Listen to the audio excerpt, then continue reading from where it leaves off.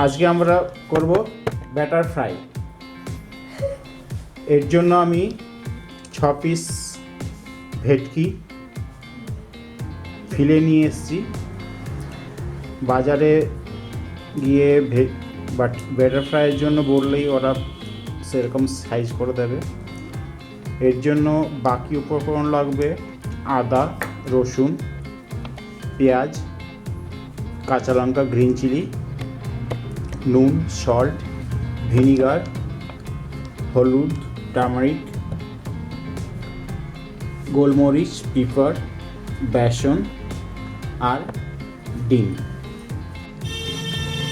এরপর আমি আদা, রসুন, পেঁয়াজ, কাঁচা লঙ্কা, হলুদ, গোলমরিচ পেস্ট করে এটাকে ভিনিগার মিশিয়ে পেস্টের সাথে এটাকে ম্যারিনেশন করে রাখবো 1 ঘন্টার মতন।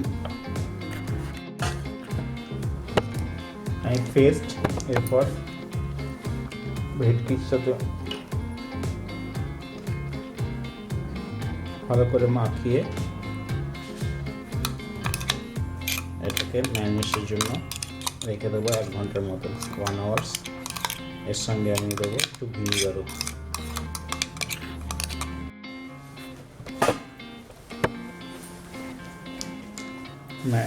ভালো করে আমি মাখিয়ে নিয়েছি।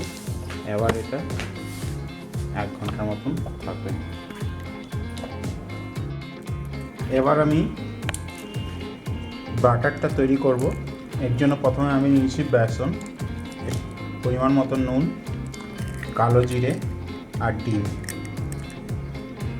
এগুলো নিয়ে আমি এটাকে ভালো করে এবারে মিক্স করে নেব।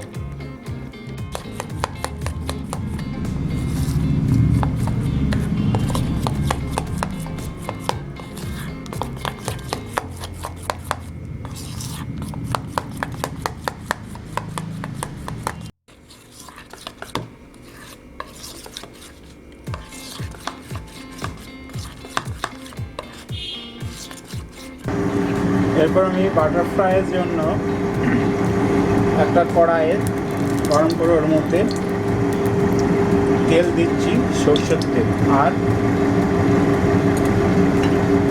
সেম পরিমাণের সাদা তেল।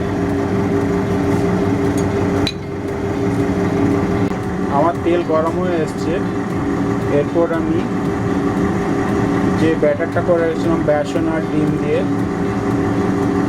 আর ভেটকি যেটা আমি ম্যারিনেশন করে রেখেছিলাম সেটাতে ভালো করে মাখিয়ে তেলে ছাড়বো। এইভাবে আমি ব্যাটারের সাথে মাছগুলো ভালো করে মাখিয়ে নিয়েছি। এবারে আমি এটা তেলের মধ্যে ছাড়বো।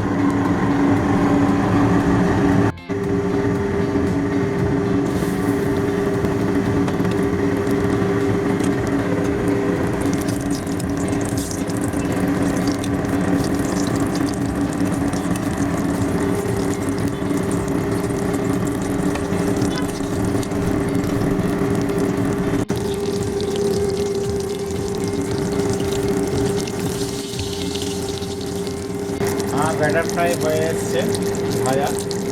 এরপর আমি এটাকে তুলে পরিবেশন করব।